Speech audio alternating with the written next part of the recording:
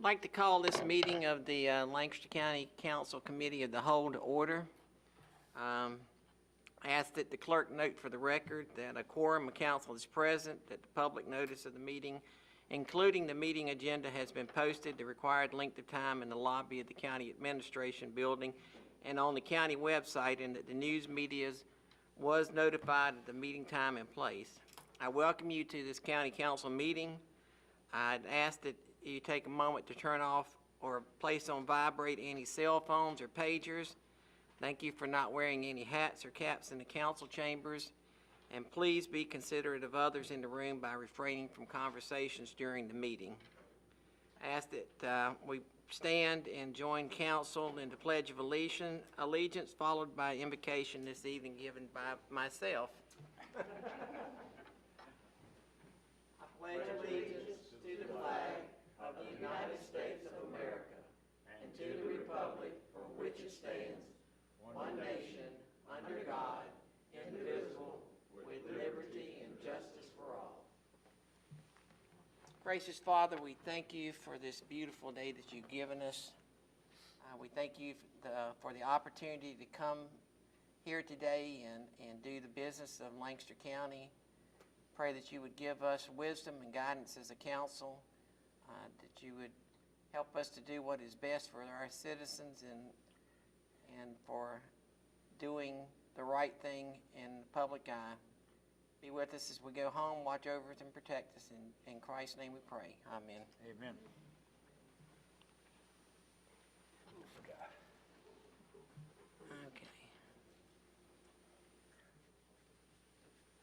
Mr. Willis, do we have any changes or deletions needed to the agenda? Yes, sir, Mr. Chairman. Members of council would request two changes to the agenda. The first one is to move item 7F to the first. We have a couple of interested parties here for that, and I used to them having to sit through everything. And also at the end, would request that we add an executive session to discuss an economic development project, Project Tattoo.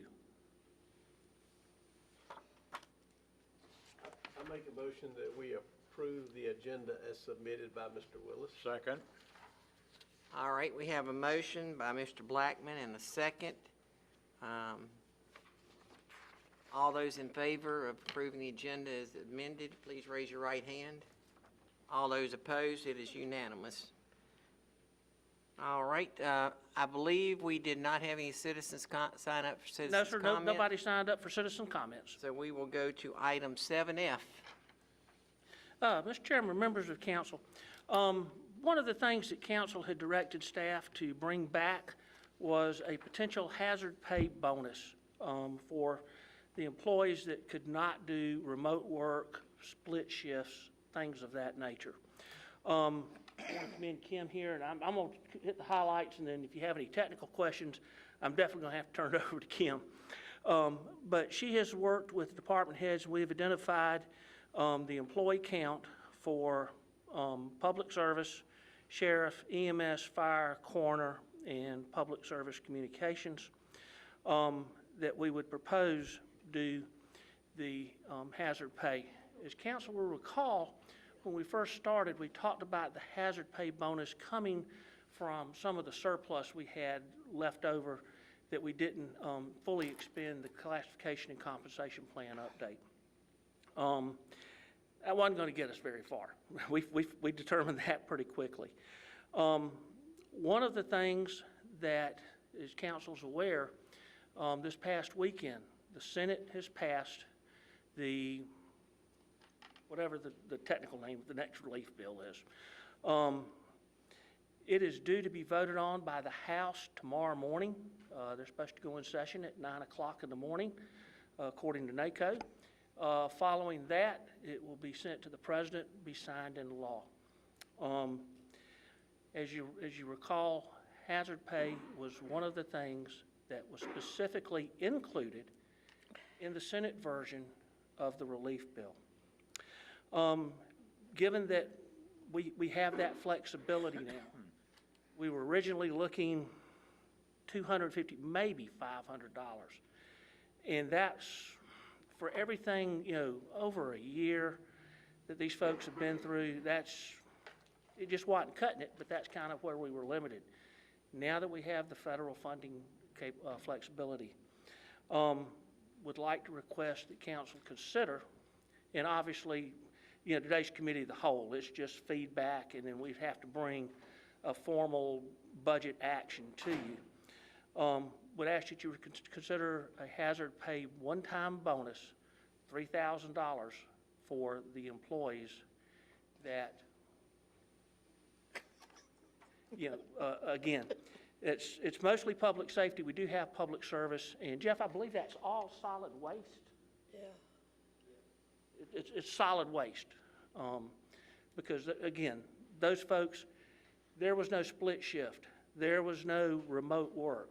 They had to be here day in, day out. So if you have any technical questions, would Kim? I was going to recognize the chair because I've got a question. Okay, go ahead, Ms. McGrath. How many employees are to receive this hazardous pay? It's not on the spreadsheet, so let me, okay. As identified by those department heads. And it's such a blessing that we will have some money coming down that we can compensate these workers for hazardous pay. Yes, ma'am. So, Mr. Chair, does that include the convenience site workers? I did not talk to Kim, but Jim, I believe it does, solid waste? Yes, sir, does include convenience site workers. Well, if we talked about their pay raise, this would be a good bonus. Really happy. Yeah, and it's, you know, just being technical that I am sometimes, is this gross bonus? Is this net after taxes type bonus we're talking It'll be about? after, not before that. No, it's going to be taxes. It's Oh, going to yeah, come out it's- of the $3,000. It certainly I'm would sure. be, and again, the plan would be do like we do the Christmas bonus. It would be a separate check. It would not be part of payroll. So it doesn't hit some of the standard health deduction, you know, some of that stuff. But taxes and retirement, yeah, it's gonna come out. There's just no two ways around it. So what's the total? If we did 3,000, that would come to $1,272,210. But we don't spend $1 million there. And we're looking at this possible funding that's coming down from the federal government. The first tranche would be a little over $9.5 million. That's where it would come out of. Yes, sir. Now, is this on the, if we get this money, because we're basing that $3,000 plus on what we will receive from this federal funding, right? Yes, ma'am. Okay. By the time we could bring you something for council to take formal action on this, it will have gone through the House, the president will have signed it, we'll know for sure. Like I said, you know, as we speak today, I know the House is due to go into session tomorrow morning, 9 a.m. But everything we're hearing from the National Association of Counties is very positive. You know, and I'm hoping that nobody complains about this, so we do have a definition of hazardous workers or pay, because you mentioned that list, so we got something to refer to, right? Yes, ma'am. We have that, and we can justify that these folks, you know, unlike the administrative folks, there was no split shifts. There was no remote work option. Deputies, firefighter, medics, solid waste, the 911 folks, they're there, day in, day out. What about You bring this council? to council, you gonna plan on giving us a breakdown of the type of employees? and some- Yes, sir. I can tell you right now, it's 32 in Public Works, 176 Sheriff's Office, 82 EMS, 40 in Fire, 10 in Coroner, and 20 in Public Safety Communications.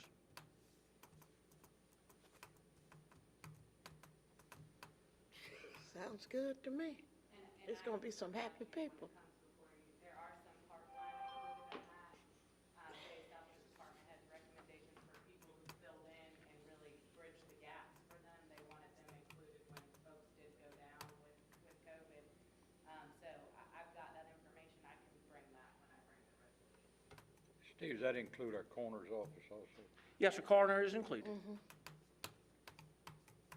All right, do we have any further questions? All right, thank you, Mr. Willis. We'll go to item 7A, Middleburg's Community. Mr. Burhan.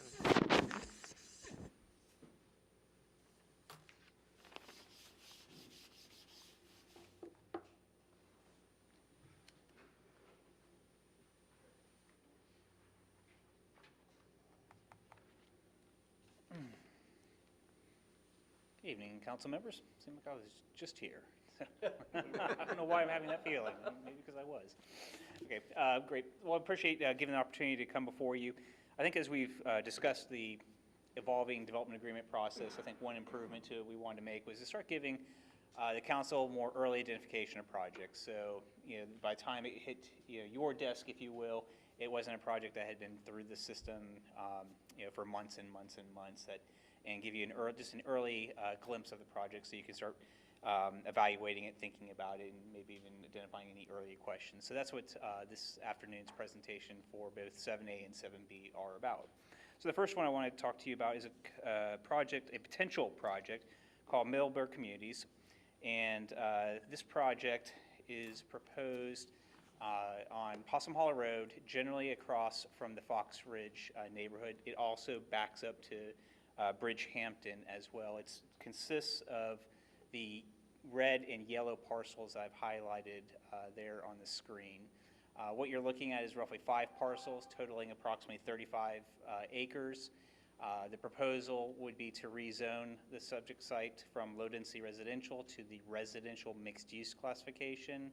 And the intent would be to build roughly 240 cottage court or duplex-type units. The unit count and the community layout that I'll share with you in just a moment are still kind of up in the air, but that's sort of the general intent.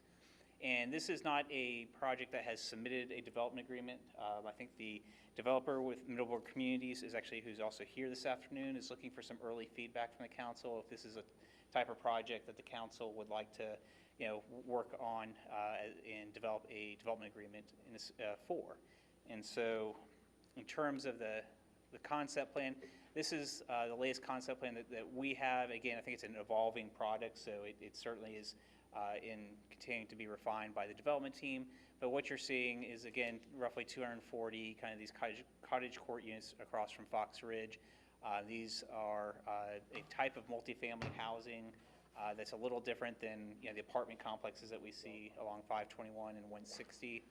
And so, again, we have a development representative, Mr. Jason Fitzley, with us this evening, or Pfister with us this afternoon, and would be available to answer any questions you have about this project. And again, just really interested before they start engaging in more substantive design for this project, traffic studies, and really start investing money into the project.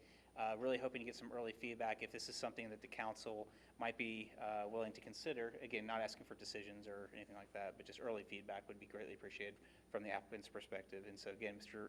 Fitzer is here with Middleburg Communities if you have any questions.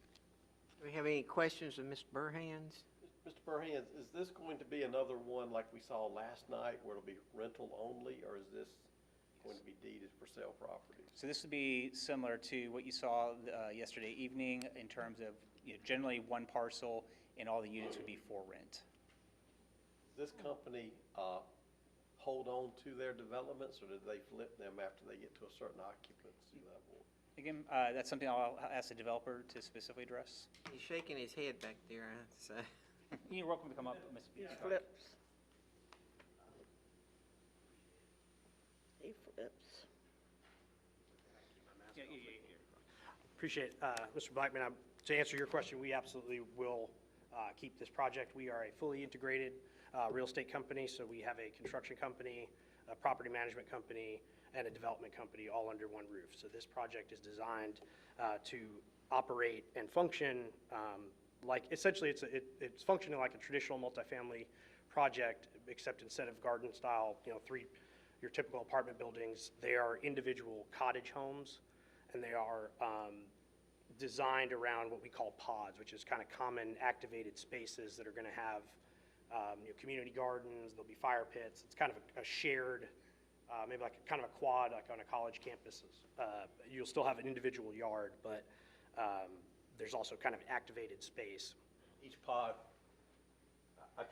we've got a different schematic. Yeah, that's so it's actually closer to 200 units total. It's about 10%. Our two-bedroom units are duplexes, and then about 15% of the three-bedroom units. Those three-bedroom units come with a designated detached garage It's going to be, a garage bay. There's 5 bays and 2 bays, depending on, on the layout. But it's going to be, garages are more like an apartment garage would be. How many of these do you have around the southeast, or where's your normal footprint?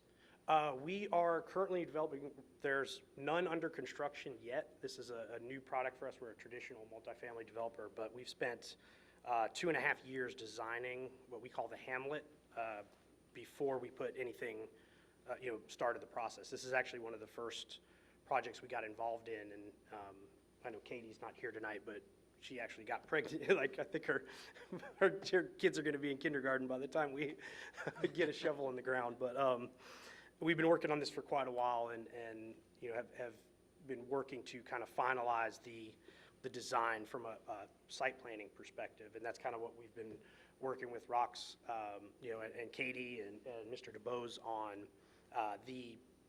In the current UDO under RMX, you have the cottage court, which is a product that is, I can tell you, I do this all over the country. We are, to answer your earlier question, right now we've got projects in Nashville, Raleigh, Charlotte, Charleston, Jacksonville, Florida, Huntsville, Alabama. Multifamily type stuff.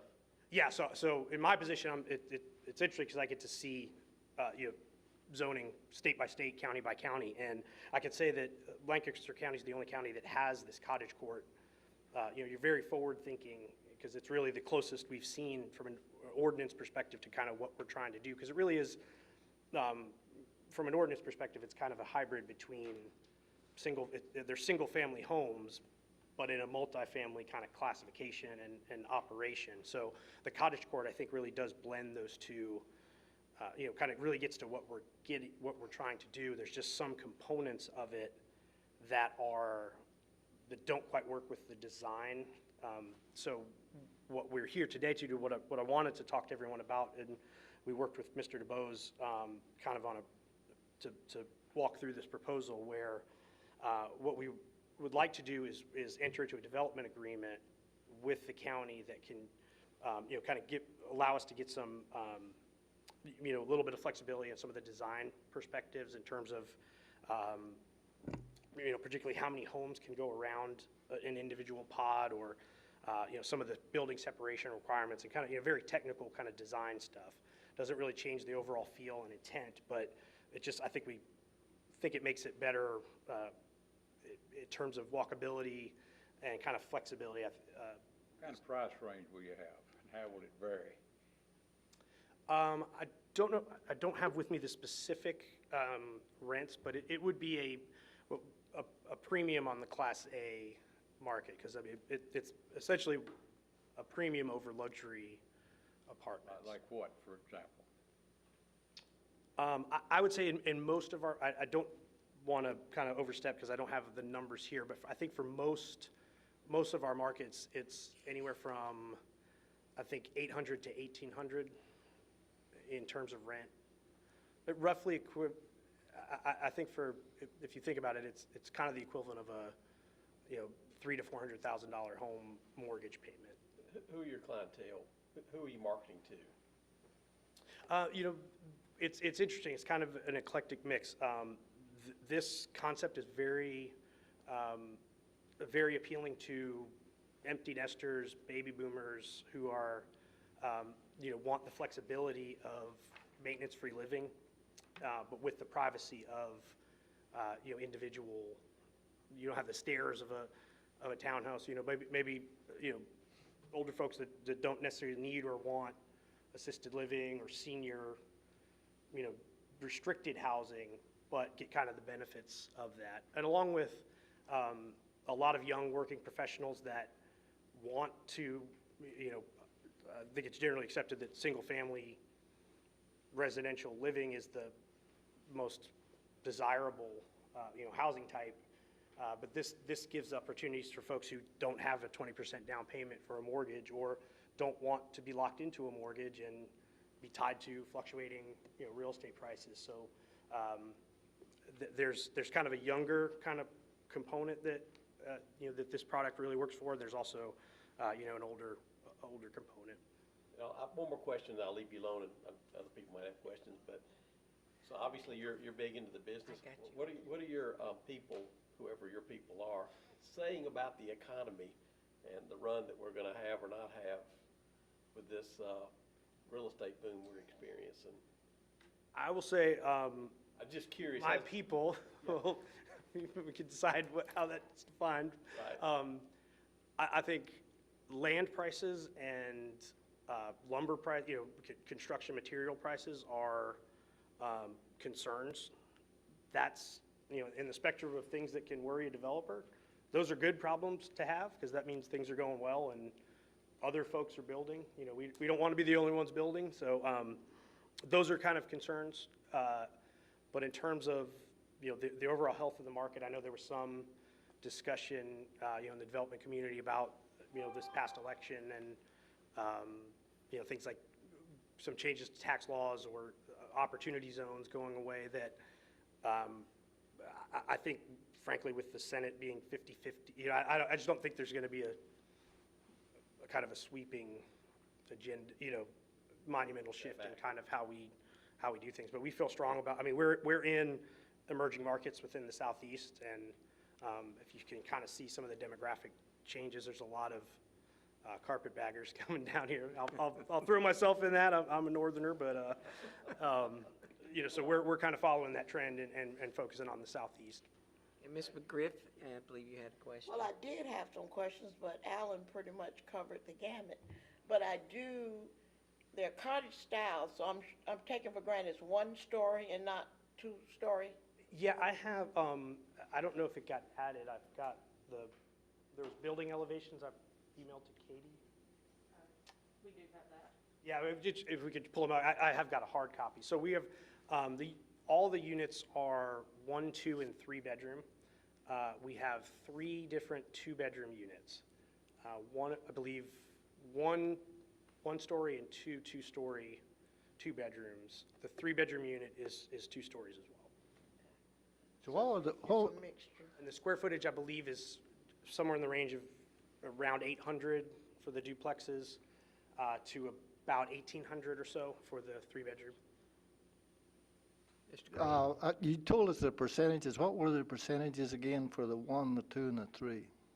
It's roughly 10% of the duplexes, 15% of 3 bedrooms, and then that would be 75% of the 2 bedrooms. And you're not, some doomsayers say that because there's all been a stay on paying rent, there's going to be a bunch of rental property go on the market. But not in this area, I don't believe. Yeah, that there certainly is a concern with, as obviously in this past pandemic with people not being able to pay their rents. We're kind of projecting this farther out, and I don't really have too much concern about that. I have a question.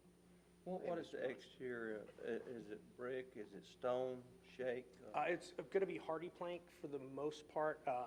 With the architecture varies a little bit in terms of, we want to make sure we fit into, something in Nashville is not necessarily going to look exactly the same as something in Charleston, but certainly want to fit into the characteristics of the community. And I think if they have you could see the black and white elevations, but in terms of construction and construction materials, one thing I would focus on is this is, we're going to own this, so it's imperative. I want to make sure that we need to invest in, because I've got to maintain this. The quality of construction is substantial, and our building costs, because of the quality product we put in, are higher, which is one of the reasons we need a little bit of flexibility, within the UDO to kind of, make it work from our perspective. Which kind of why I asked the question, did they flip them or not? There are developments that are going on in the United States now where they're building them out and then they're flipping them when they get to a certain occupancy rate. Obviously, I would think those would be a cheaper built product than the companies that come in and stay in and are in the game for the long term. Yeah, if you gotta own it and maintain it, you want to have it Value the best engineered you a little can. bit better. Yeah. Now, I assume all the the houses face the road, the perimeter roads or roads, and then all the back sides are face the ponds? That's actually that's sort of one of the cottage court quirks we need to work around, because our design, every house either fronts a activated green space street, or it fronts one of the pods. Okay, Right now, under the cottage court, I believe I think every house has to have street frontage, so that kind of makes it, so the cottage court design has a lot more concrete, under the current requirements, and we're trying to kind of shift that around to make it greener and get more more green walkable. space. Now, we had a townhouse in Columbia when our son went to school there, and it was basically designed like this. They had all the houses around pods like that, and of course, all the students loved it because they could get outdoors and throw frisbees to their dog and, play soccer and all those kind of things, so. I think Yeah, it's we a found both unique from- design, and certainly all the outdoors green space there is something welcome to see. Yeah, we've had very good reception, both from planning staff who like, this approach, and the fact that we're kind of creating another category of housing in the market, and also, just consumers really do, we've got a credible amount of interest on the project. All right, any other questions? Yeah, I got, you said that you're open to development agreement. Is that correct?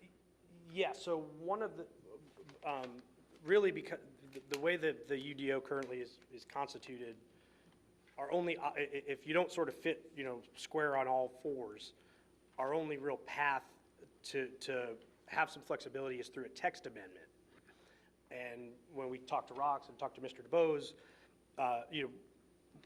even though the ultimate designs, if you held up kind of, what the current UDO allows versus what we plan to do, they're not drastically different, but that would still require, a fairly substantial markup to the current UDO, which we'd be fine with. However, from your perspective, that you're changing the UDO for any other projects going forward. So we originally proposed kind of doing that through a development agreement, allowing us the flexibility, but it kind of keeps the underlying ordinance, the underlying cottage court allowed. Mr. Bo, we went back and forth, and right now, the sort of the scope and parameter of what can be done in a development agreement is a little bit limited. So what we are proposing to do is kind of propose a more kind of surgical text amendment, where the only thing we would modify in the ordinance is just put language in there that allows, that says, for an RMX district, you can deviate from you essentially just spell out what we want to do. That says, you can use a development agreement and enter into a development agreement with the county to get some flexibility on these design standards.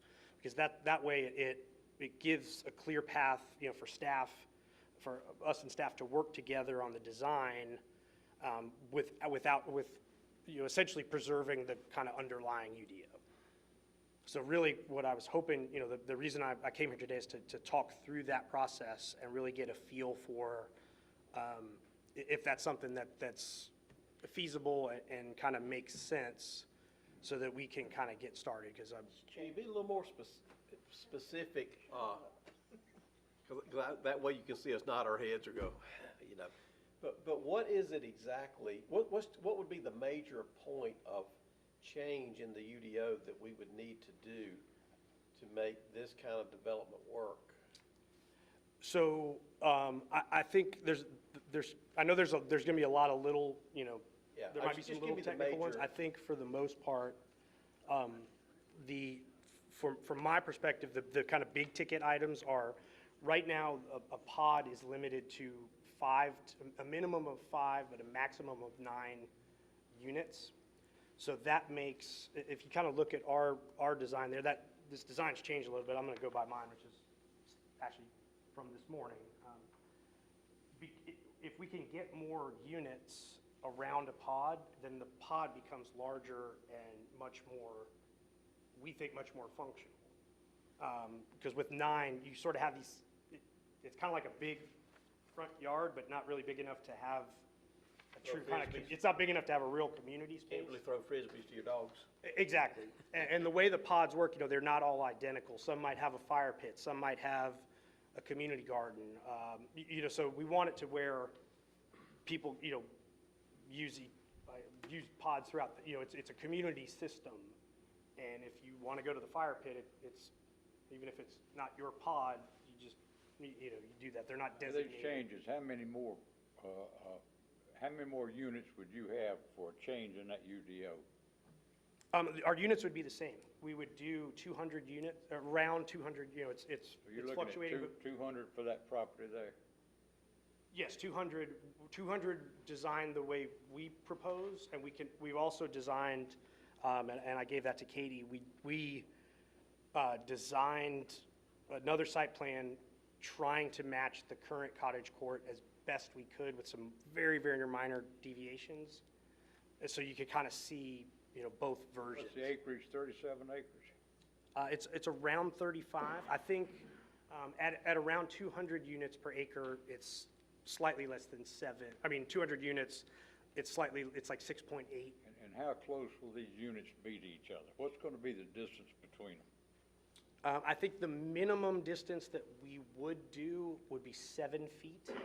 I think, I don't know what the current, that's one of the things we would need to, I think the current cottage court has 10. Second page, turn that, I think it's in there. This is not all the pages, sorry. This, Yeah. let's see. Distance between, I think it's 10, 10 feet right now. So we're talking about kind of minor tweaks, and it's really just a function of, we've spent almost 3 years designing this and kind of using the experience and the interactions with planning departments, throughout the country. So the changes we're asking for are not, it's going to match the spirit of the cottage court. It's the intent. It's what you guys were trying to do, I think, in Does it adding. increase the density? The No, number? it doesn't, no. That's what I'm concerned about, is just increase I density. think just a flat line number, you're looking at 200 units on this site. We just think the way if we can enter into development agreement, we can design a project that's much more aesthetically pleasing, and much more, cuts down on the infrastructure, that is, I think it's a win-win for everybody, but it does it in a way that doesn't completely rework the cottage court. Ms. McGriff?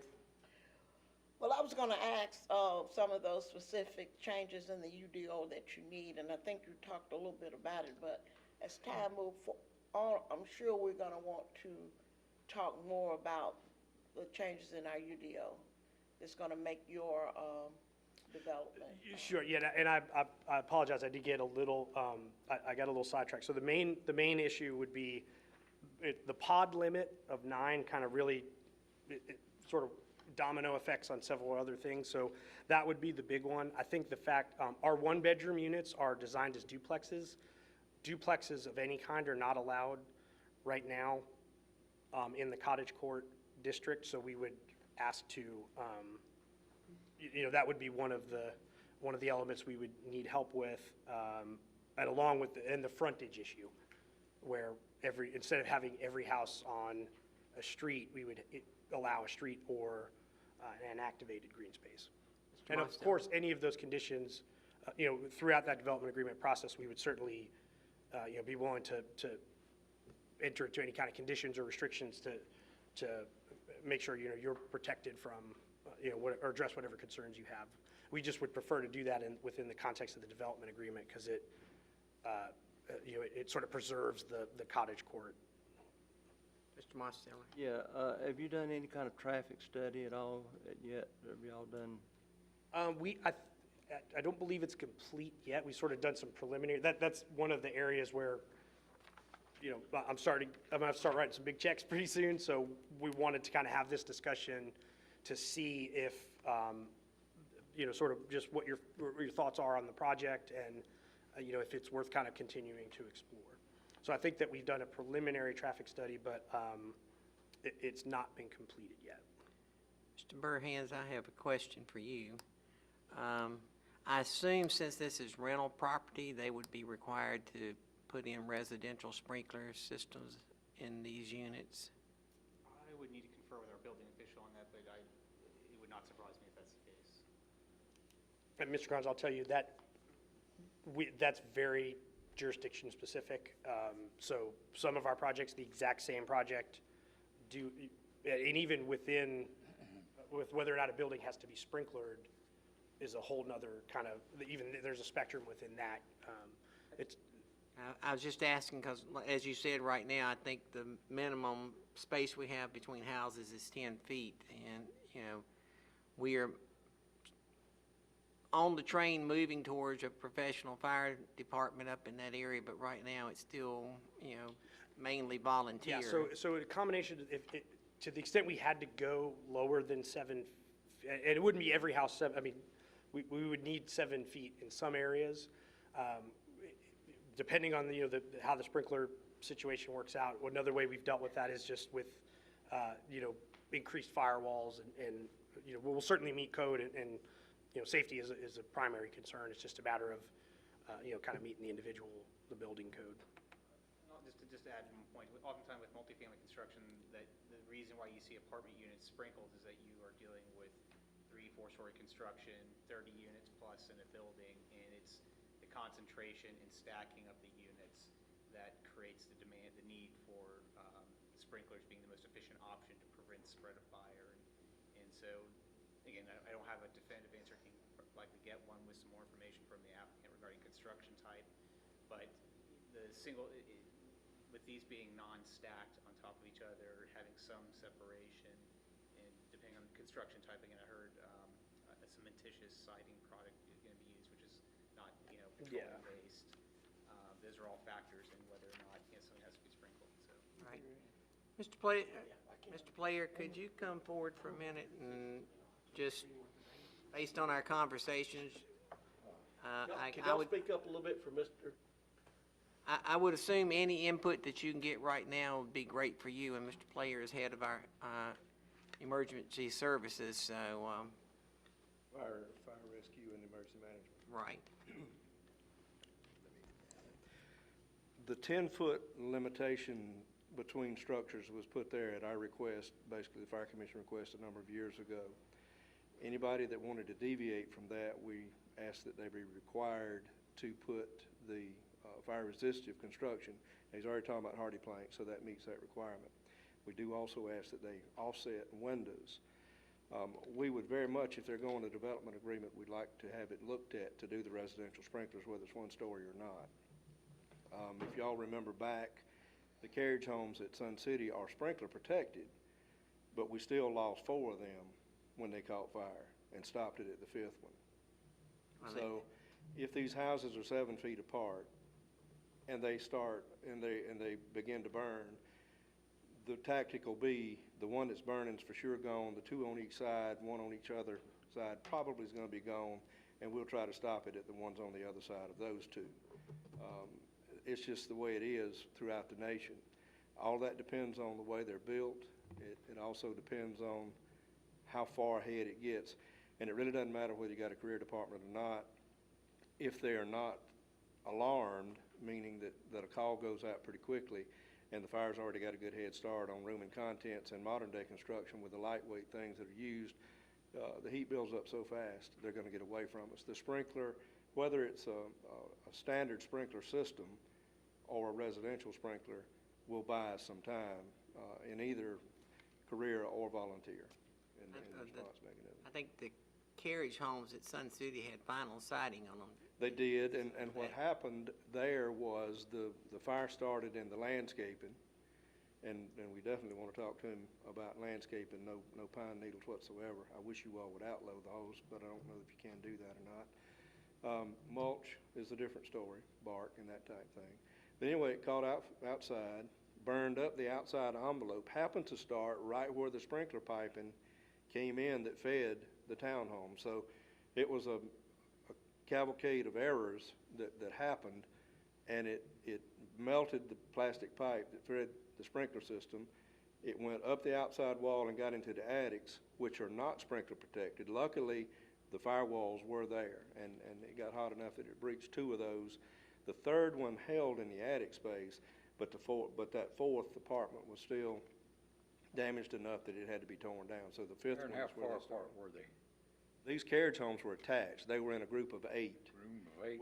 with a 2-hour firewall between them, in each one of between each occupancy.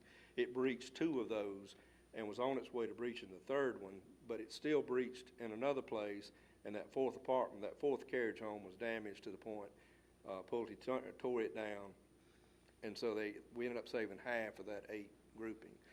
The thing we worry about is 7 feet's not very far apart, and radiant heat today in a modern fire is a lot more than it used to be when everything was standard wood construction. The polymers and the other things that are in there make it burn, where it used to be about 750, 800 degrees, now it's 1250 to 1500 degrees when it gets a good head of steam. So it's hard to stop it, and if there's any wind outside, it's even worse. So. All right, any other questions? Yeah, I got a question about roads. In a development agreement, the county takes no roads. What is your plan for your roads? Since you're gonna have rental property there. Yeah, we would like to keep the roads private, and we'd be maintained by us just like it would be, in a traditional apartment. Speaking of that mic, I'm having trouble Oh, hearing I'm you sorry. guys. No one ever tells me Man, I to can't not hear too like I quiet, used so. Yeah, so we would want to keep, our goal would be to keep the roads private, similar to, traditional kind of, garden-style apartment community.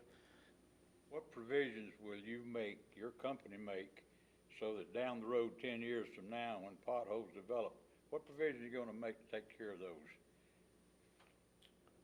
Well, I mean, it would be we'd be required to maintain it, we're still gonna be operating, but we could certainly, we have no intention to, It's good to To let say, it but slip, how I you gonna mean- do it? How you gonna do it? I mean, you're gonna furnish the county with something to say, you'll never have to touch our roads, because you got rental property there. Rox, do you have any, so I don't know how you guys handle that in the past, we're certainly flexible there. I think, yeah, so I think that, I think what Mr. Honeycutt Speak in is that mic asking is there, there something Rob. that could be, sorry. I was trying to overpower. So I think, what Mr. Honeycutt is asking is that whether, regardless if it's a for sale or a rental community, these are streets, actually. There'll be this is in the mixed-use classification, and it requires those to be actual streets with right-of-way platted. And so having probably something within the development agreement or a separate instrument that establishes, road maintenance funding managed by the development entity, so there is money always there and can't be siphoned off or what have you. So if an issue did arise, no one can play the role of pauper, and not have. Our development agreements say the county will not be responsible for your roads. And, 10 years from now, if something changes somewhere down the road, you might have residents up there calling the county about, come to fix my roads. We also just see, Mr. Honeycutt and others, we do have ordinances within the county, particularly within our parking and road standards, that requires maintenance. And so, we can bring a site under violation if it's determined that they've got repairs that are needed that they're not making. Excuse me. So I just want to add that to the discussion as well. All right, do we have any additional questions, comments? Thank you, sir. I think we had a lot of good questions, and I think they were all positive ones, if that helps you Yeah, thank you guys moving very much, I forward. really appreciate this. All the right. Opportunity to speak, and like I said, between Rox and Mr. DeBose, I'm certainly available to answer any questions, but I truly appreciate your time today. Mr. Burhans, I believe you are up again. Patterson Lane Multifamily Development Agreement, item 7B. Absolutely, so thank you. This is actually a project for which we have received a development agreement for. And so again, just as part of the spirit of how we want to facilitate these is give you kind of the early introduction versus something coming in at the tail end of the process. Again, I think most people know where the Patterson property is, but just to refamiliarize you, this is a site located near the intersection of Harrisburg Road and Patterson Lane, just, I don't know, probably about 700 or 800 feet north of the intersection of 160 and Harrisburg Road. This site is unique in that it consists of 6 parcels totaling 26 acres. 5 of the 6 parcels are zoned MX. About 15, 18 months ago, the Patterson family came before the council and asked to have 7 or so acres rezoned to professional business, and that was to support a senior living type facility. I think through whatever circumstances that project fell through. I think a new developer, Arlington Properties, has come forth and wants to develop it in a more traditional multifamily fashion. And so the proposal before the council ultimately will be for a rezoning of that one parcel that was zoned previously professional business to rezone it to MX. And as part of our ordinance, initiate a development agreement with the county as part of all mixed-use districts. And so the project I'll show you in the next, so just to keep everyone familiar with the specific parcels, the ones outlined in yellow are that you can see them labeled as MX, are the existing zoned parcels. The one that is, I suppose that's a rose color, is the one that will actually come before the council for rezoning consideration. And in total, you have 26 acres and a project of contemplating 350 apartment units and other unit types. So this is just a concept drawing of the Arlington project or Patterson multifamily. And so again, it is predominantly multifamily with a new road coming in off of Harrisburg Road. We haven't gotten to this level of detail yet, but we likely will see Patterson Lane is currently county maintained. Obviously, with this change of use and development type, that will probably go away as part of the development agreement, and this will convert over to a private road system. Since we generally don't maintain roads within these types of developments, as we just got done discussing. And again, you do see this will be a right-of-way traversing through the neighborhood or through the community, and with parking to the rear or the side. With Arlington, their concept is they like to see, and this isn't certainly the best drawing, I've seen others that are slightly better, but that they like these large green spaces, and I mean large, I mean very large, to where they can do active recreational activities, or where you can have your animals be very active. And so you see significant spaces set aside for open space on this project site. So again, we're not here before you to seek, there's no one here from the applicant side. We just wanted to give you this early introduction of a rezoning and development agreement that will be coming down the pipeline in the near future. If there were certainly any questions or topic areas you wanted staff to kind of drill into as part of the analysis or part of that, if called a negotiation process, if you will, we would be happy to do so. And I'll certainly just make myself available for any questions. Any questions? Go ahead, Mr. Graham. I got, Rox, getting all these, we're getting all these apartment complexes coming in here, and we've heard discussions about sewer capacity. We've heard discussions about roads and fire and schools. And when I'm talking about schools, I need to mention, and I didn't mention to that last person, that part of our development agreement does include can include a fee for the schools. And the one we passed was $500, which I think is ridiculously low for a school. Mm-hmm. So, and you're the planner, so what's the answers? Well, I mean, quite frankly, I think part of it is, and that's why we're here today, is communication. That's why, honestly, with the Middleburg project is, we've been asked by our utility provider to kind of start looking at growth and perhaps possibly temper it a little bit, and that's why we wanted to kind of get this before the council, and so start evaluating these projects more judiciously. And because again, we're being communicated that we could be, if we don't, we could have some negative outcomes in the years to come. And so with this project, I think what I would state is, one, this is a large, this 3/4 of this project already has the zoning in place. And so your council's only being asked to zone 7 or 8 acres of space. And so they've already largely have this entitled.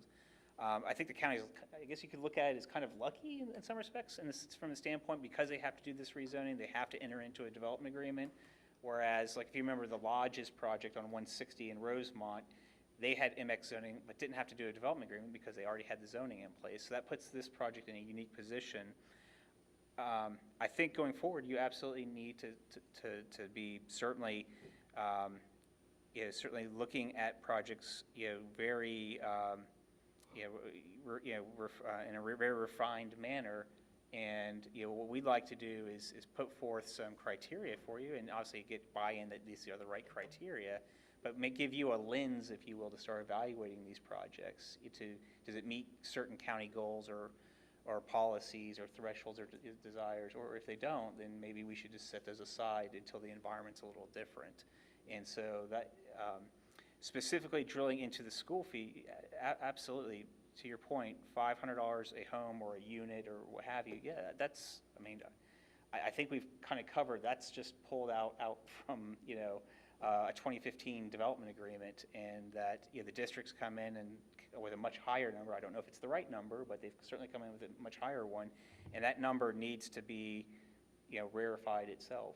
And I don't disagree. We're at the point that like, we should have told that, I should have brought it up in my last developer, say, hey, our school fee's going to be higher than $500. Is that going to impact their That's what you have decision? staff for.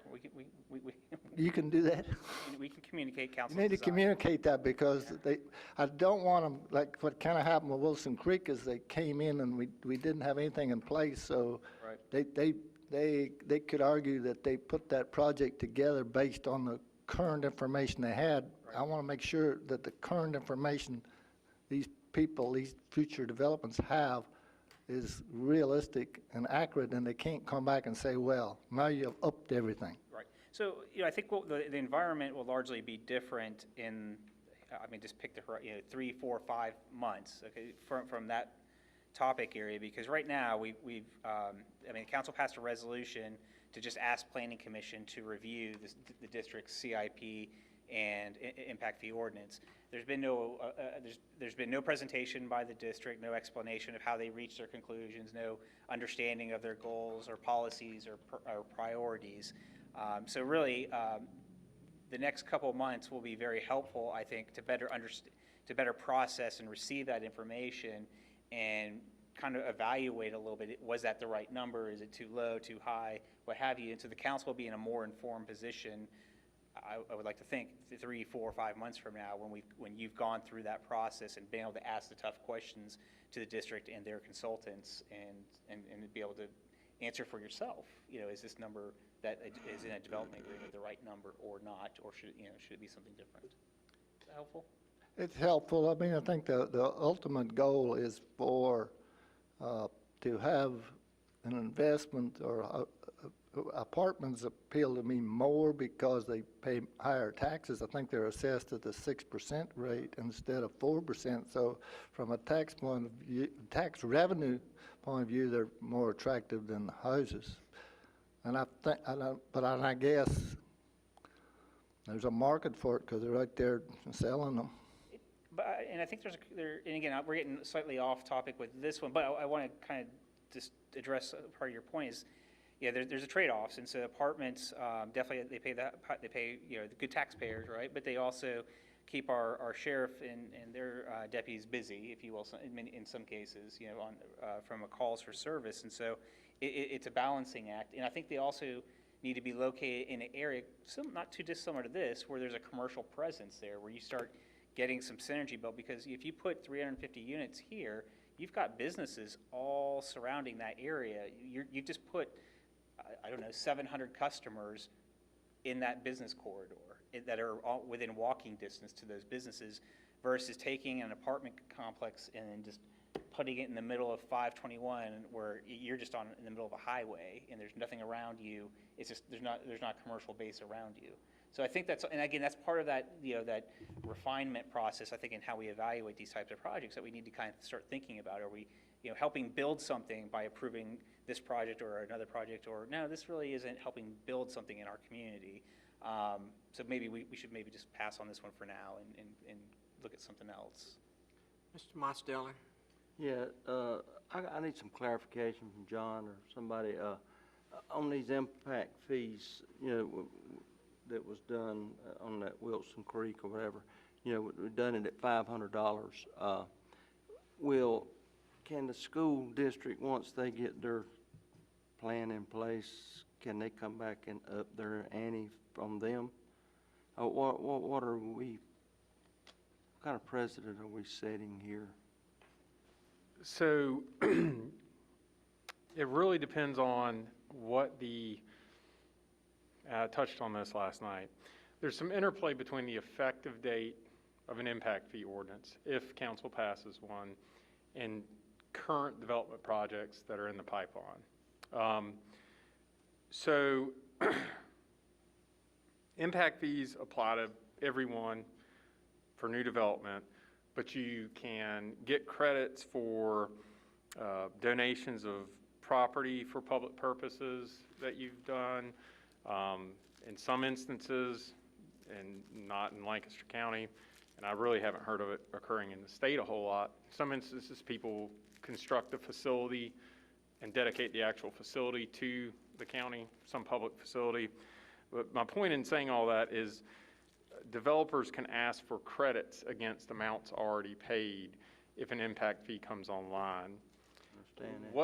What is proposed with this impact fee ordinance would be that development projects that are already pending that have reached certain development milestones and metrics would be kind of the pre-impact fee projects and would not have to pay those impact fees once enacted when they pull building permits.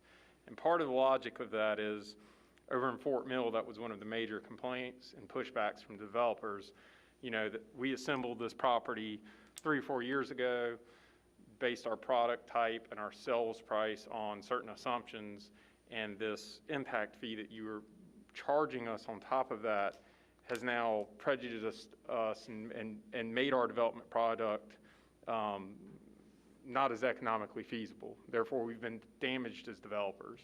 So again, the thought, at least within the structure of the impact fee ordinance that we are working on, is that those folks that got into the game, for lack of a better term, with a certain set of rules, don't have the rules, quote unquote, changed on them 2 years into their project, or whatever the case may be.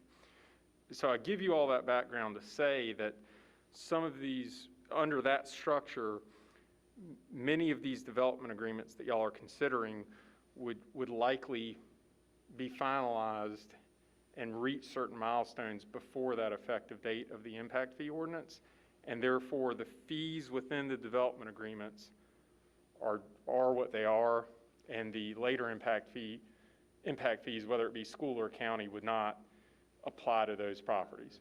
Okay. It was a very long answer to kind of get to the point, but there is some nuance there, so I did want to kind of go down that road with everybody. What I was getting at, we're locked down. We had our study done, an impact fee, which we hadn't approved, but it was $21.80 or whatever on a residential home. And when we were doing these development agreements, we said we couldn't ask no more than that because we'd had a study done. That was my understanding from y'all and everything. The school district's done their study, and they had $8,000, whatever it is. So I don't feel right sitting here doing a $500 school agreement when the study's been done. They want $8,000. That's why I have an issue with. Well, and as I discussed last night, I don't know that 100% these decisions on fees within the agreements that have already kind of come down the pipeline are necessarily dispositive and binding of that fact. Again, and I can't remember which council member made this point earlier, but those decisions were made with the information at hand when they were made. Obviously, council's been presented by way of resolution that y'all passed, the school impact fee and study that is being sent to the Planning Commission for consideration. I think the landscape is changed somewhat now that y'all are aware of what the school study has shown it needs for impact fees for new development. So in other words, I don't know that 100% y'all are stuck charging 500 on anything that comes up next month or the month after or whatever the case may be. And of course, these impact fees, for lack of a better term, within development agreements, these impact offset fees are obviously subject to debate and negotiation with developers.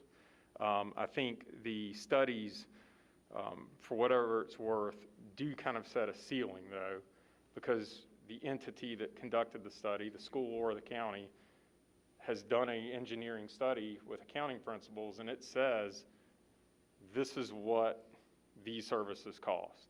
Like in the school study, this is what a new home will cost the school district. This is what has to be paid to keep pace. I don't think you can go above that number, but I think y'all do have options below that number for sure. Thank you. Mr. Chairman. Yes, sir. One thing, if I could, to follow up on Councilman Graham's point, I think it's a good point for council to consider. The projects are 6%. It's not just the extra 50%, but that 6% includes school operating taxes. And that's why the schools love these 6% projects versus my house and y'all's house that we're paying 4%, and we're not paying anything for school operating. But I think Councilman Graham had a good point worth mentioning, that really does benefit the schools on the 6%. Yeah, I looked at, a year or so back, the apartment complex on 160 and the number of students they had in there versus what you would have if you had a single-family home and that same amount of thing, and they were paying, for every student they had, they were paying 5 times more in taxes than somebody that came from a single-family home. Yeah, and I heard you say that, and that's how I picked up on that, so that's why I repeated it. Rox, I have a question. There appears to be only one ingress and egress out of this property. Is that correct? Actually, as I look at it, along the frontage of Harrisburg Road, I believe there's a secondary entrance on the far southern area. And I believe it's being set up as an emergency fire access only. Okay. It's hard to see. I'm glad you asked it because that's an important thing to ask. But no, if you see it's like a dashed line, I believe the fire marshal has coordinated that. Oh, over to the Yes, the bottom side of it? Yeah, I'm gonna step up just a little closer, but it's right at the bottom of it's called Building 1, on the very bottom of the screen, the bottom right corner. Right here? Yes, sir. Yeah, right there. That dash line, those 2 dash lines represent, I believe, a fire access road if, for some reason, the main entrance were to be impacted. Okay. Is there any other questions? Mr. Chairman, just want to comment. We're getting a lot of rental property coming in, and these developers are wanting development agreements. I think we need to take a close look at this. You know, all these development agreements we've done in past years has been with developers, and they plainly state in the agreement that the homeowners, they will turn roads over to the homeowners association. I'm concerned about the rental property and what could happen down the road. And I think we need to take a close look at it because we don't want to tie the hands of council 10, 12 years down the road where they got to deal with this. We need to make sure that this council and this county is covered 100%. I think in all Right now, future, I don't think we are. I just have some doubts about it. well, I think that the planning staff, for all future development agreements, that should be as common language in every one of them, you know, big, bold, you know, you check off initial this kind of thing. Mr. Blackman? Yeah, but Whatever it takes. I just want to make one general observation about moving forward in the future, so we're sort of faced with a limitation of our, water and sewer capabilities. And so at some point in time, we've been told we're gonna have to sort of Slow it down. cut back a little bit, trim back. So I don't know if it's possible, could we look at D-Day, whenever that we have hit our max, what does that look like in the way of how much development took place theoretically between now and then? So we see this window of development that can occur between now and then, provided that the goalpost doesn't move. And then let's decide what kind of developments we want. For an example, I'm not a proponent of apartments, and I've told y'all one-on-one this before, because I do believe it brings crime in at such a high rate that I don't know that the extra tax is worth it. But that's okay. I mean, 4 of y'all can outvote me if y'all like those developments. And I'm not saying I'd vote against every apartment either, but I'm just saying I just don't have the affinity toward them because of some crime I've seen in apartment complexes.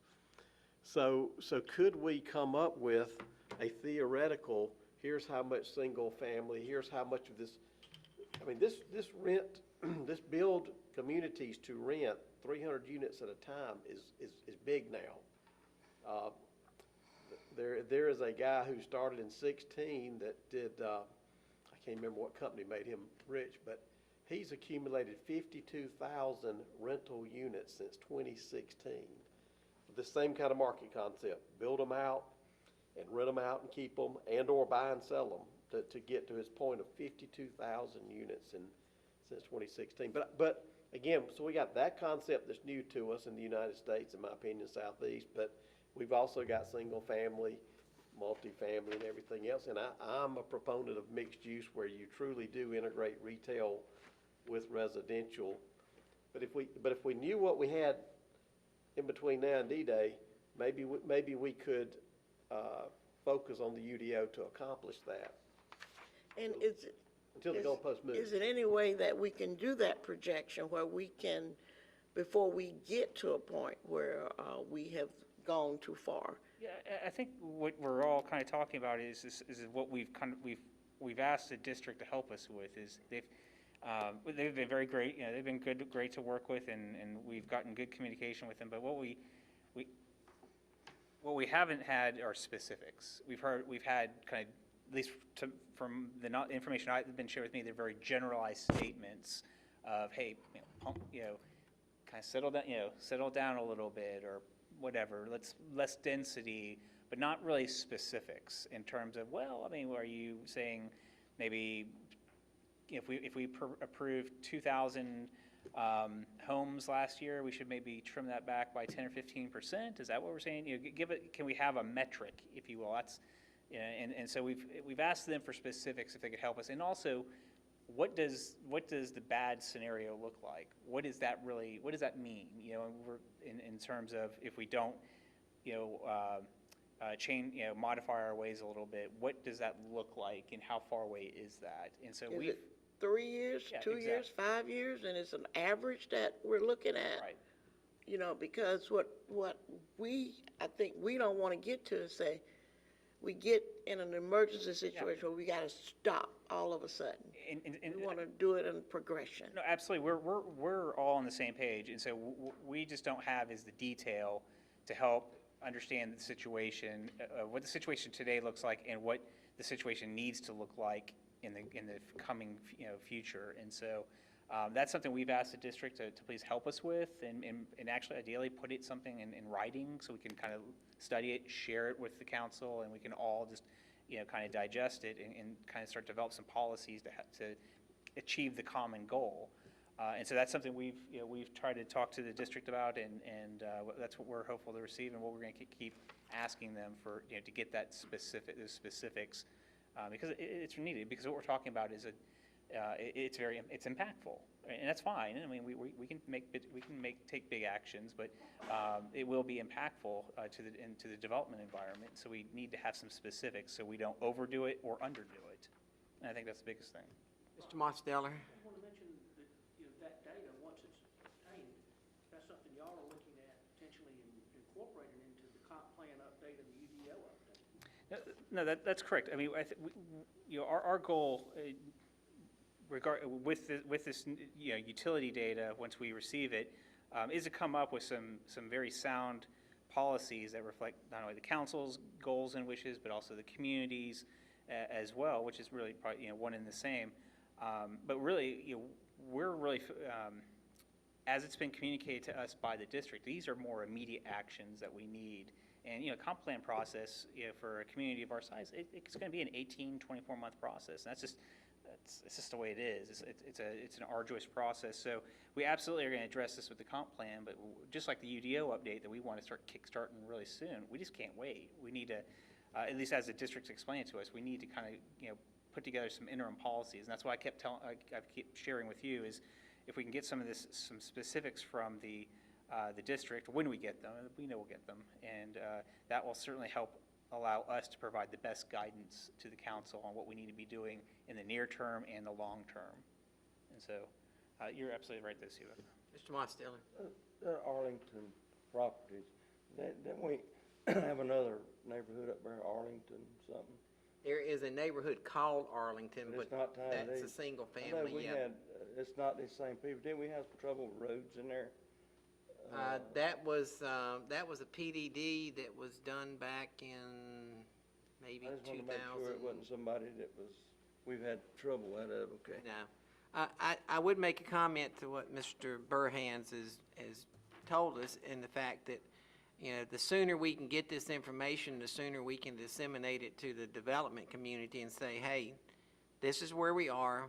This is not what we're looking to do anymore, so if you're looking to do this, you probably don't even need to come to us.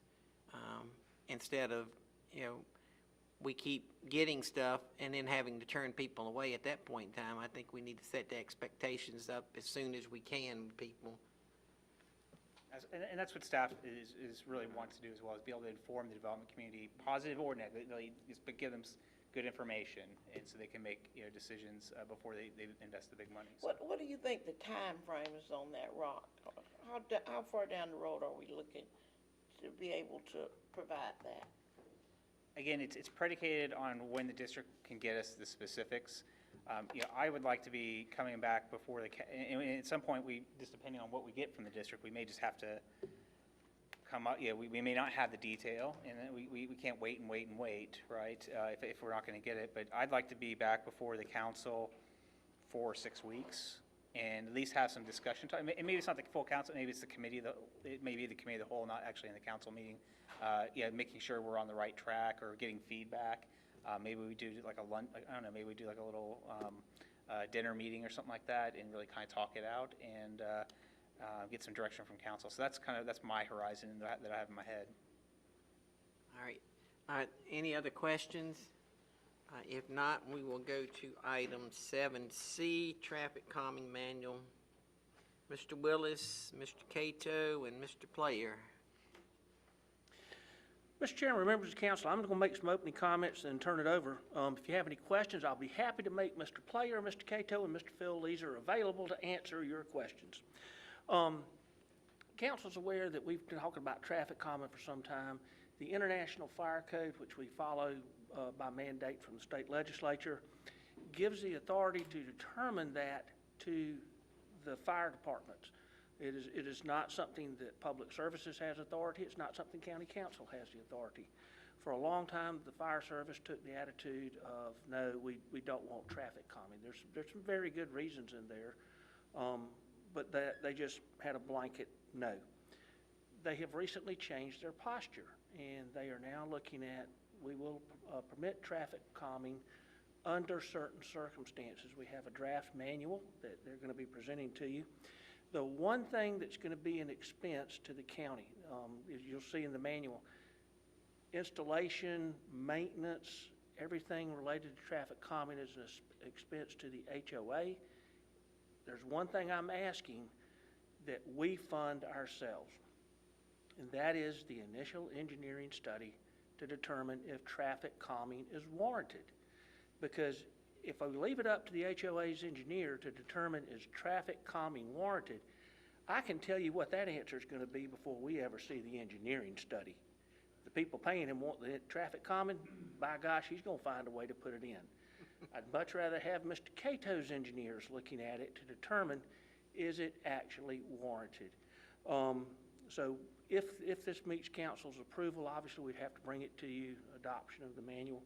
In the next year's budget, we would include $13,500 in Jeff's contractual services for engineering, and that should cover about 5 locations per fiscal year. And with that, I'll turn it over to Jeff. I guess you and Phil want to come up, and Darren is here as well.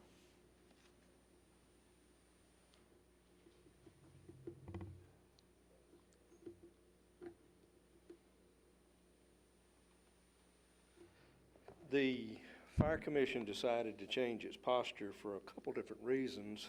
In the past, we really didn't have a way to, I guess the right word is objectively review what was going to go on. And what we did not want to have happen was a Duke's mixture of bumps, humps, some wide, some narrow, some split, traffic cushions, traffic pillars. All of that can be a problem to our apparatus. It's heavy when it goes across it. If the things are secondarily attached to the roadway and they come loose, they can ruin the pipe and cause thousands of dollars of damage on the fire apparatus. Most of our people, as already been mentioned in the meeting tonight, are volunteers, and they're coming in their own vehicles. They are running emergency speed when they come in most instances, because it is an emergency, and it can damage their own vehicles. It can also damage our fire apparatus if we catch it on the wrong angle with the weight of the vehicles. You all graciously funded a study, and that gentleman's here tonight with Jeff Cato. He came and gave a presentation to the Fire Commission, because we know there was pressure building from a lot of the developments on the north end, particularly to have these added into their communities. And the old answer of no longer suffices most of the time. It has to be no and why, and then there's a lot of other discussion as well. So the commission understood that. With the study, they were comfortable enough, even though the code gives the fire marshal the authority to make the decision, we traditionally don't hang that around one poor fellow's neck. The Fire Commission is the AHJ for policy in this county. So it was discussed with them years ago. They came up with the decision of no, we will not allow it. And then the Fire Commission, the fire marshal, simply echoed that as his decision or her decision. So far, it's always been a male. This would allow the fire marshal then to do the same thing as a commission, and they met a number of different meetings. The gentleman came and gave the presentation on the old study. They were duly impressed, I can tell you that. On the 22nd of October, their strategic planning committee made the recommendation of 19, made the recommendation that they entertain allowing this as a pilot project. It's not showing in our minutes, but the discussion is particularly one particular type of traffic calming measure, and I'll let Mr. Cato speak to that since he's the expert in the road things. But suffice it to say that they did pass, that they're willing to allow this. They mentioned 10 different pilot projects. I know you don't have that many yet, but we wanted to see how it worked, and then after that comes, and then Mr. Cato would probably make a recommendation back to the commission, and then we'd move forward at that point as to this is how we'll do it. If you want to do it that way, fine. If you don't, we don't want it. Or here's a combination of things that we would allow. So.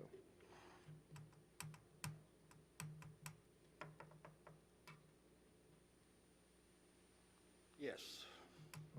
Okay, yeah, that's exactly how it went down. We went to the Fire Commission back in October of 19. Our plan was let the holidays come around, work on it, maybe come back first of the year and have this ready for everyone to review and maybe put into process. Well, last year kind of messed that up. We did work on it. We finally got it ready to something I think we're all agreeable upon. Again, it would be a pilot program. We like the outline pretty good. There are options in there, but again, with us, the main thing would be we allow them, but we control them. We say where they go, what kind they are, and everything else, all the cost of that is passed back on the HOAs or responsible parties.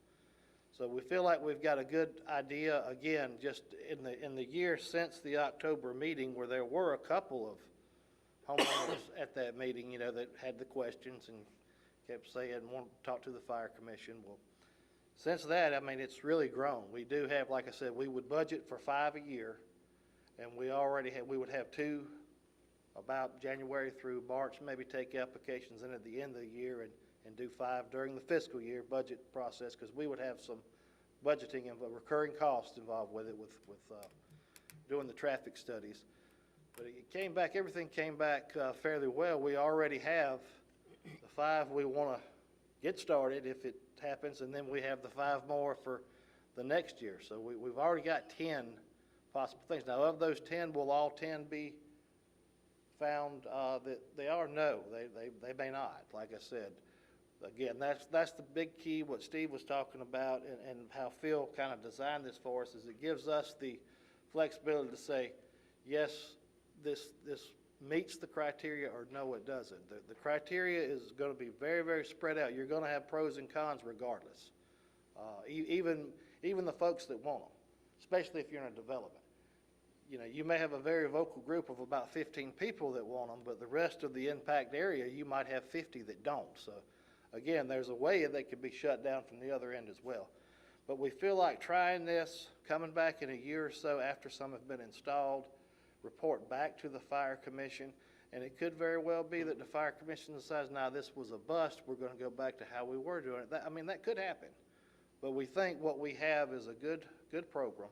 There are a couple things to it, like, and we work with Rock, Summit, and Plan Review. These new developments that you all see up there, none of them design these things in their development. It's after the development's built out and people are living there that they all of a sudden have a speeding problem. So we could incorporate that if a developer comes through and says, hey, you know, we would like to add these, you know, for traffic calming. Again, we do the review. We say, well, yeah, you can, or no, you cannot. Again, we have it listed in there. One thing they couldn't be on state maintained roads. State Highway Department has their own policy, and you typically don't see them on state roads unless you're in like a streetscape for a city, like a main street or something. You might see some raised crossroads. DOT handles all that. The other thing it would not do is like what you're seeing with like apartment complexes that would be not public right-of-ways, but flat out private. Like, you know, if Redstone wanted to put speed bumps in up there, I mean, there's nothing to, except for the fire commission, of course, but there's nothing the county can really do about it because it's private. But these roads that are privately maintained, but public right-of-way, we would have them follow, have them follow the same policy. That's why we wanted a policy that we could simplify, that staff was agreement with, that public safety, you know, had an input in on and was comfortable with. And again, all we want to do is maybe get these 10 knocked out, maybe 6 of them meet the qualifications. We get those devices in, monitor them for about a year, go back to the fire commission, and then we move on. Or it grows, or it, you know, we could go back to not allow them. But it has been a tough one to figure out, but we feel like we have a pretty good plan.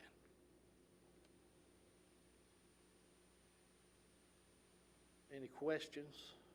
You said, how does it work on like Wilson Creek? And those roads are not county roads, they're private roads. Can they put their own speed bumps in, or what's the deal with that? How does that work on those It would developments? have to be a private right-of-way to be able to do it. Well, they're not a county road.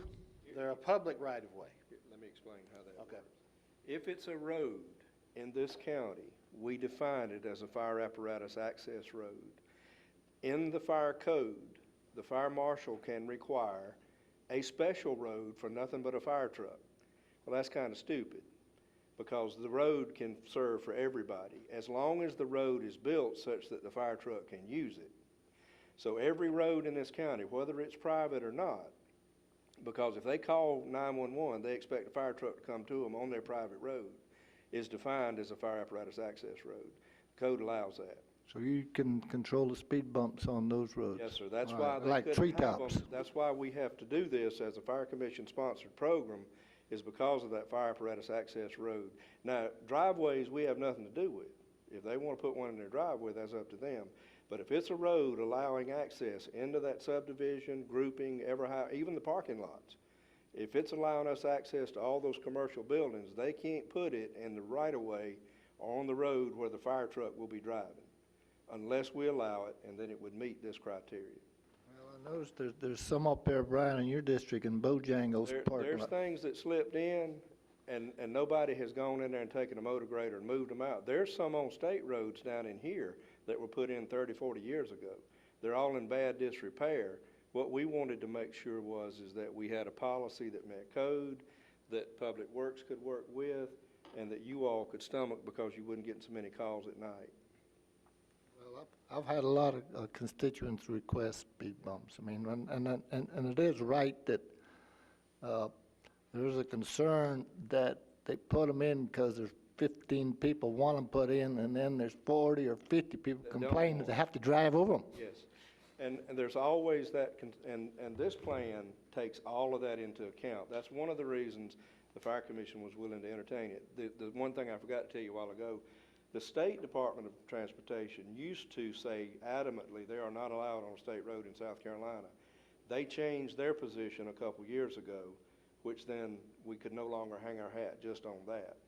So they allow them in certain places, as Jeff was talking about a few minutes ago. Mr. Blackman, did you have questions? No, I did not, I'm sorry.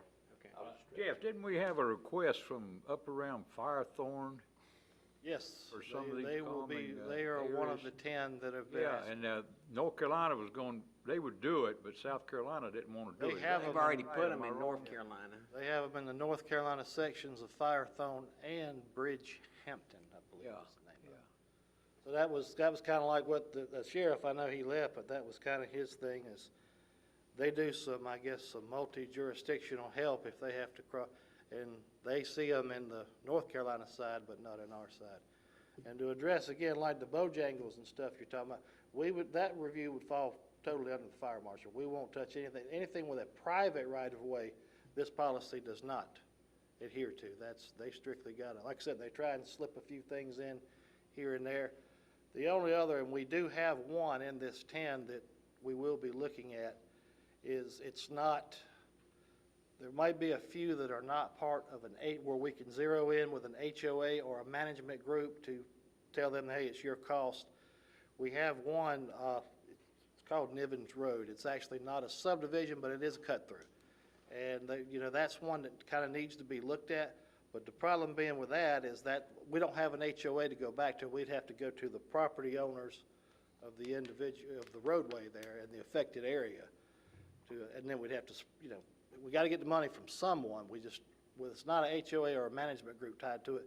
That might pose a problem, but those probably 90% of these things are going to be in developments with HOAs.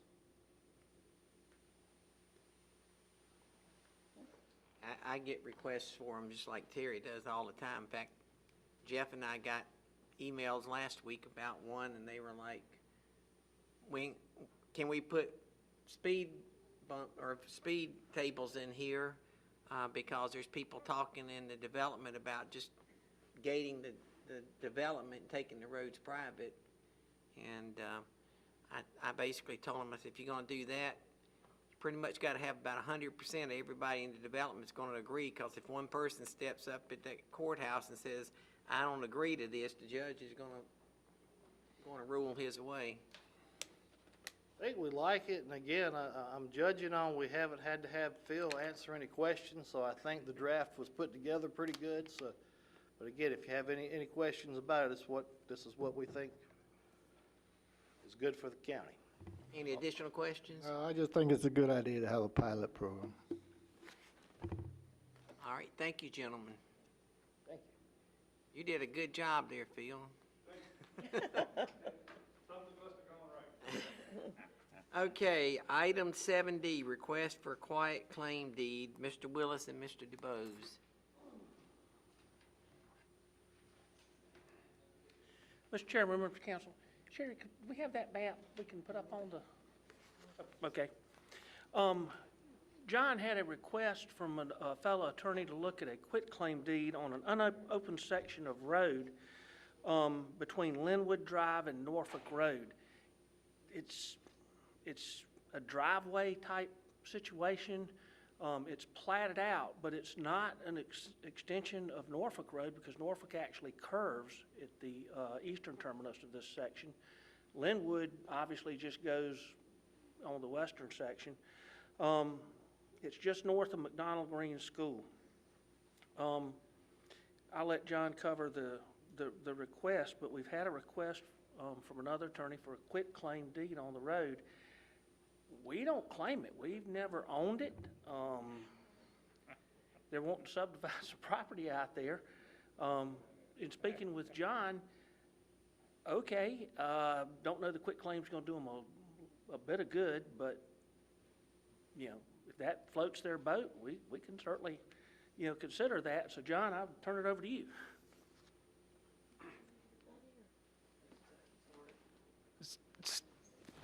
Steve pretty accurately summarized how this came before y'all. My understanding is a property owner along that road intends to subdivide a parcel and sell it to someone else, and I believe the rub comes in connection with construction loans or purchase loans for that property and needing dedicated public access or basically assured private access through an easement. I understand this road is kind of in limbo. Again, county does not appear to have ever opened it. I don't know if it was platted with an intent to try to dedicate it to the county, but that never occurred. As a practical matter, when governmental entities abandon roads that they do own, the title to the roadway typically vests to the adjacent property owners to the center line, or actually vests back to the original developer that might have platted and dedicated the roads in the first place. You know, the practical effect is the road itself is of very little, if not no value in those situations, and typically property just does go to adjacent property owners.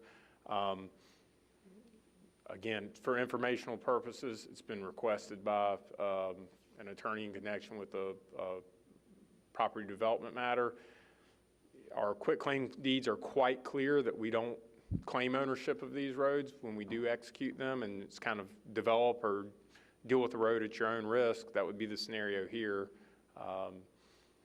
So essentially, they're just asking the county affirm by written instrument and recorded instrument that the county claims no right in the road, to at least put that part of it to bed. Again, rights of others in the roadway, by private easement or otherwise, it's not the county's fight necessarily. And to Steve's point, I don't know that it ultimately gets them to the finish line, but it's a step in that direction, probably. Is it a cut through, John, or? I do not know how heavily trafficked that road is. It appears from satellite imagery, if you zoom in on it, that it is, you know, a dirt road. It does not even appear to be improved with crush and run, but I'm not entirely sure. On the end. Correct. I said it appears to be Grown up on trees that or end. something on one end, It brush. looks like they also cut through here. Well, I believe that is a access to someone's private property. Yeah, correct. Where the road curves, that's part of Norfolk Road, and that's an improved road. That's public road. It's just the section between Norfolk and Linwood. Correct, yeah, the yellow lined roads on there are the public roads. So again, this road's in limbo. And I will say that what the roads are marked with on GIS isn't necessarily 100% dispositive of their legal status, but in this instance, I don't think that's a county road at all. I'm gonna have to go down there tomorrow and look at it. Thank you, sir. Any questions or comments? All right, thank you, John. Thank you. Okay, Mr. Willis, item 7E, discussion on how to proceed on the DSS building. Yes, sir, and we'll, obviously, we'll bring that quitclaim as an ordinance to a future council meeting. Mr. Chairman, members of council, basically, you know, this is committee of the whole, can't make a decision, but I need some guidance, just kind of, what's the feedback on this issue? I think as council's aware, we have a community development block grant to improve the Department of Social Services building, something that's pretty well needed. We went forward with the bid on that project. The estimated construction cost was $938,000. The low bid came back $1,115,550. Basically, we've got a delta between what our construction estimate was and what the low bid was of $177,550. Normally, we would engage in some, what's the word I'm looking for? Value engineering. We in negotiations with a contractor, what are some areas we can cut? This is a community development block grant. I can't do that. We're basically to the point, I've got two options and need to know what council may want to do, because if we want to fund the difference, then I've got to get with Kim, obviously bring that back to council for formal action. If the head shaking is like, no, we're not doing that, then I've got to get with Grazer Ray and we've got to rebid. We'll cut scope. But basically, if we want to accept the low bid, council's got to come up with another $177,550. Obviously, fund balance And would be where it does come from. that not include the 35% that DSS will send back? That would not, what, ma'am? DSS now is doing, instead of 62%, they're now doing 35%. The one thing, we've checked. They've changed over the last several years. We will get 35% back over about a 20-year period. It's not like it's coming back next year. When we first started talking to DSS, they said, yeah, it's not 60% anymore, it's down to 35. Well, great, that'll still cover this. And then they said, okay, but make sure you understand that's on depreciation, and Veronica can fill you in on that, but it's long-term. We're not getting it back in time to make a difference on But this we project. will get it back regardless of 20 years or not. And Steve is correct. That's like splitting it within the 20-year. Our depreciation is 40 years. I'm not sure. We'll have to figure out what the DSS is, but it's over a period of time, so it'll be a while before you recoup that money. But we do intend to put it on the forms. Okay. Is this a project that could qualify for the COVID money?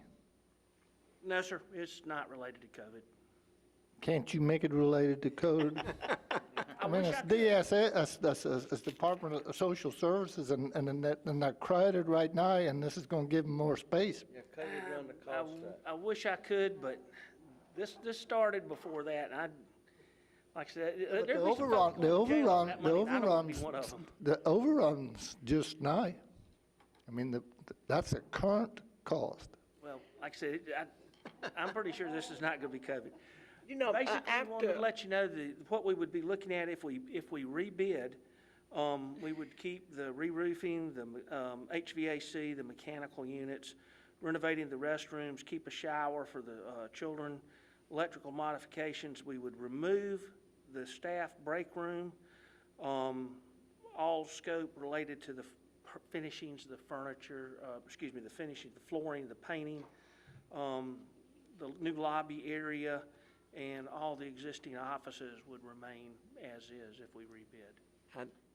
As much as I don't like going over the cost on something, when you look at what goes on in that building, we're talking about children that have been abused, adults that have been abused, and I mean, they're already in a bad situation when they come in there, and the building's not in great situation. So for us to cut it short on trying to make it a better situation, I think it just does a disservice to people in our county that really don't have a voice to be able to come up here and say, we need this improved. Well, as indicated, it's something that, again, it's an unfunded state mandate, which kind of gets my craw anyway.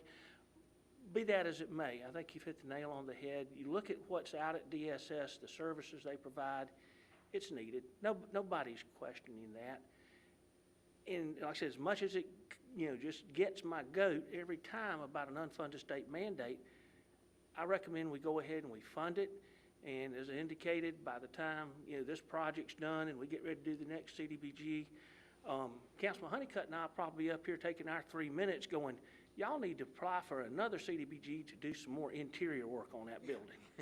Well, Mr. Chair, according to the numbers, there's 177,550, and the 35%, I didn't even do the .32, but that would be around 62,000 over 20 years. It'll be 6,200. Well, We'll actually be paying 115, somewhere along those lines, over a 20-year period. Well, what would happen is for the depreciation amount, we would actually turn in the full 556,000 plus the one, we'll more than get our money back over time. It's not going to do us enough, for Yeah, and I to take care of understand, this and problem. I agree with Brian and also with you, is for the services that DSS provides to this community. I see it just about every day, the abuse and the families and the disconnect and all that. And when you go out, there's no privacy.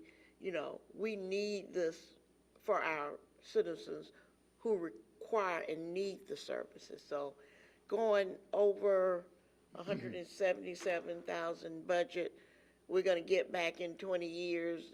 We do it all the time when we do installments. So, let's do what's needed. Mr. Chairman, I agree with both of you. Out there's up to 3 people sharing an office.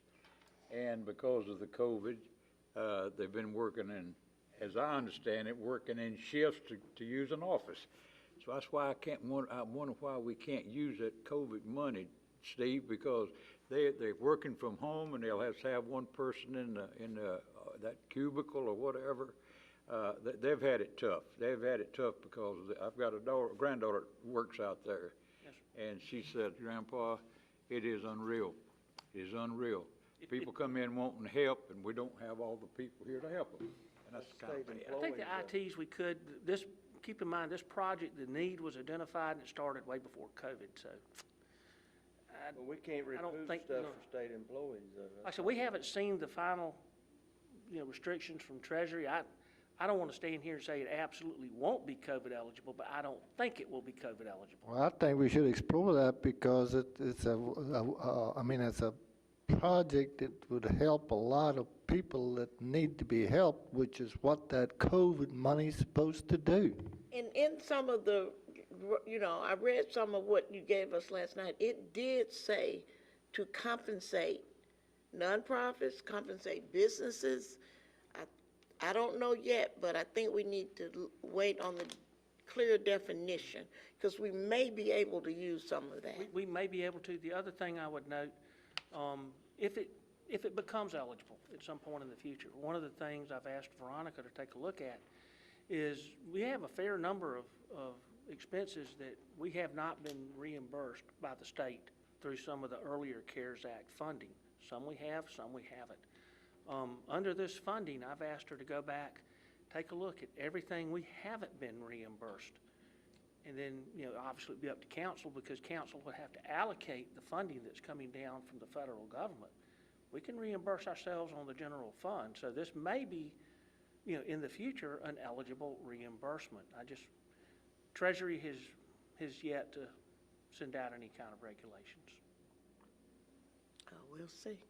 Any more comments? So where the money's going to come from, the general fund? Yes, ma'am. Okay. And what we would do is, based on what I'm hearing, at the next meeting, we'll have a resolution so we can notify the Council of Governments we're going to go ahead and move forward with the low bid. All right. Any other comments? If not, I think we have completed our agenda. We have an executive session. Oh, yes, we do. Sorry, I wrote that on the second page and didn't turn to it. We have an executive session. Do we have a motion to go into executive session? Second. All those in favor? It's unanimous. While they're clearing out, I'm gonna go to the restroom. Okay. Take 5. Yep. Everybody take 5 and have a stand-up break. Take me to the door where to get the movement right.